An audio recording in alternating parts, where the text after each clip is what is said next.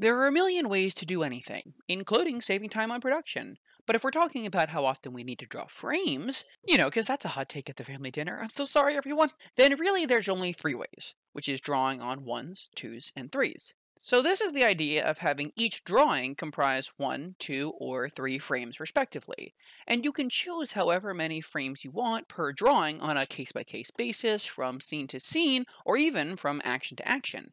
Rubber Onion actually helps us boil this down to the point of this technique, which is that fewer drawings equals time saved without generally sacrificing quality.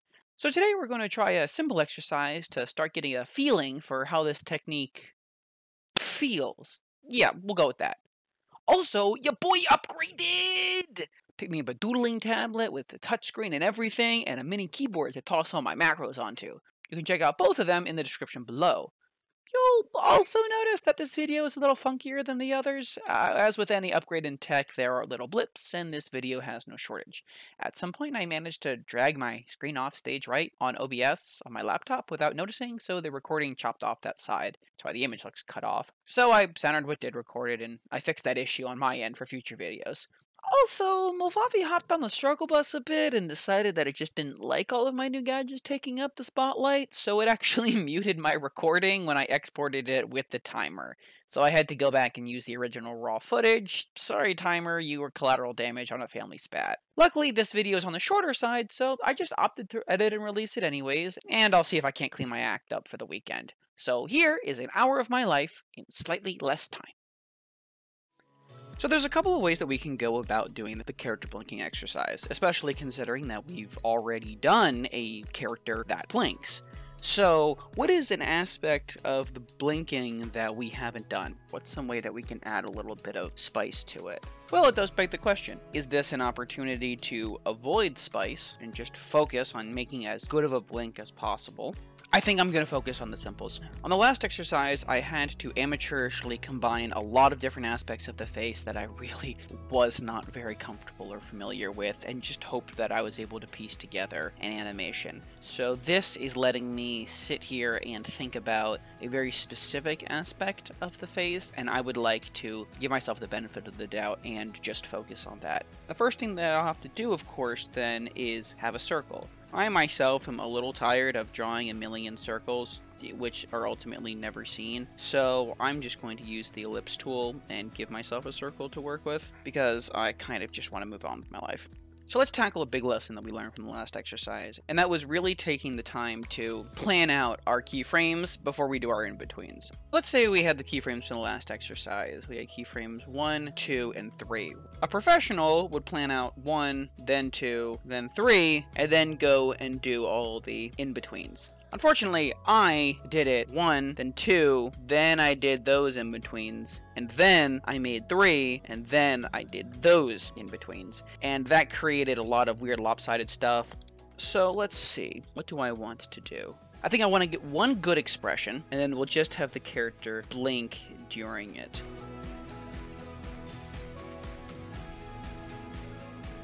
There we go, some nice toddler drawn eyes to help kind of bounce it off. So we definitely know that we're going to want to have a face, because I want to get practice drawing faces. However, the face isn't what's important, the arrows are what's important. So a blink is actually just 3 frames, at least at its simplest. Where in frame 1, the eyes are open, frame 2, the eyes are closed, and frame 3, the eyes are open again. Now of course there's a couple other different ways you can do it.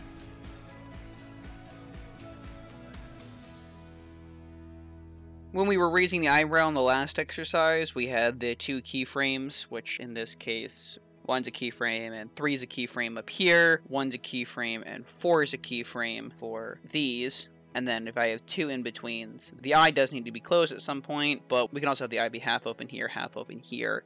Or we could have it be completely even and have 1 be keyframe 1, 5 be keyframe 2, and then here, open, half open, closed, half open, open again. It depends on how fast we want the blink to happen. I think that we're going to find a sweet spot either with this or this, because the speed of an eyelid is constant at all points in the blink, so it doesn't make any sense for us to use these 2 in the middle, because this implies that the blink closes slower than it opens, or closes faster than it opens, and that just doesn't make any sense. So let's try 2 versions of this. One where the blink happens in 3 frames, and one where the blink happens in 5 frames. Then we also have a third version that we can try.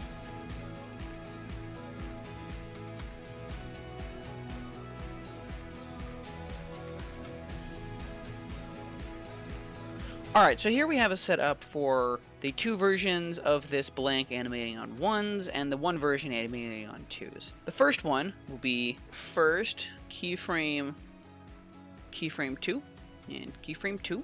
And then of course we have in between 1, 1, 2, and 3. For animating on 2s, keyframe 1, last 2 frames. Oh no! We lost the butt! Never lose your butt! There we go. And keyframe 2, of course, still be here. In between 1, however, is located right meow. And takes up that space.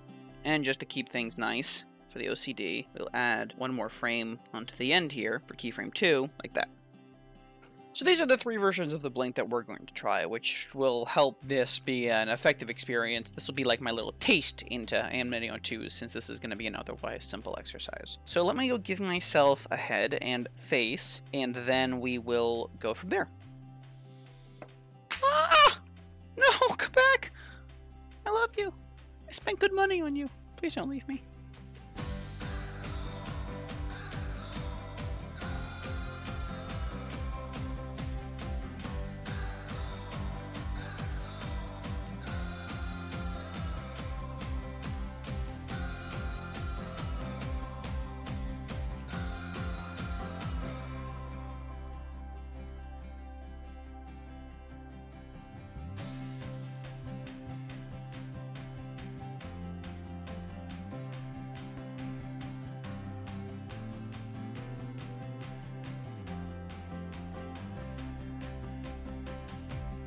I feel like the problem with my eyes is that I'm drawing them not because I'm looking and seeing the eye before I draw it, but because I'm just going through the motions of the steps I've been taught without any real clear direction in mind, hoping that the eyes would just sort of pop into existence. So let me try going at this with a bit more intention. Maybe focus more on the concept of the eye than actually the details of the drawing it. Some sort of voodoo nonsense might help me out here. You have to feel the eye, be one with the eye. Let it flow through you. Let it see into your soul.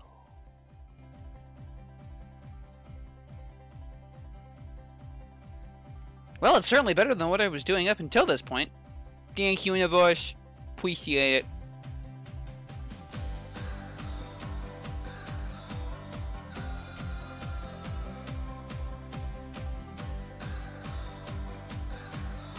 It's a face! Yay! I have a keyframe! It's also my second keyframe, because it's just a dude staring. Alright, now I want you to blink. We're going to create 3 blinks. 3. 1, 2, 3. So the first blink is 3 frames.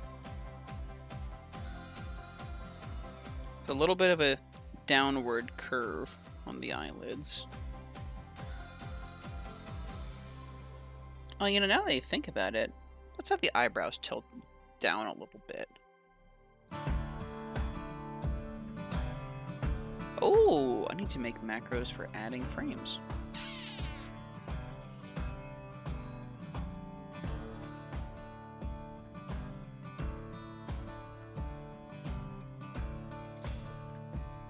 So that does work that way. Nice. Alright, so we have our blink now, and I want to add in a couple of frames at the beginning and the end, so that way it actually feels like a scene. So I'm going to make that 5 frames long, that 5 frames long. Alright, let's zoom out a bit and see how that looks. Honestly, I think that's actually too quick. It looks like a frame is being skipped. The character's not blinking, the animation is just like glitching out and skipping a frame. So let's try it out where we do it in 5 frames instead of 3.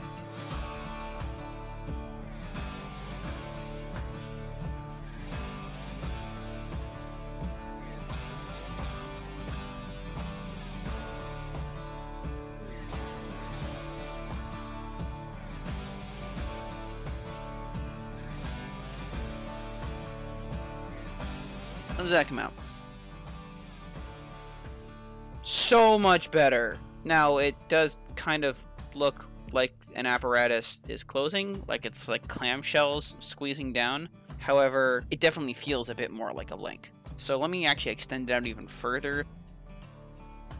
Yeah, that's better. So, we did learn that we want to do our blinks in 5 frames. Now, let's do that 5 frames, both animating on 2s, see how that comes out. Really, at this point, because these are already like 10 frames long, all I have to do is delete this frame, and this frame, and take this one and extend it out one, so that way the eyes are closed for 2 frames. I honestly think that that's the best of all of them. This tooth thing really has something going for it. That just feels really smooth. A blink is very sudden, but also apparently we wanted to have it be 2 frames long, so that way you have just a second in order, or I guess 1/12 of a second to acknowledge the fact that the eye is closed, and then the scene moves on with its life. Which is super validating, because now I don't have to draw 24 frames per second. I can get just as good of a product drawn with 12 frames, with half as much work. I can literally get twice as much done now.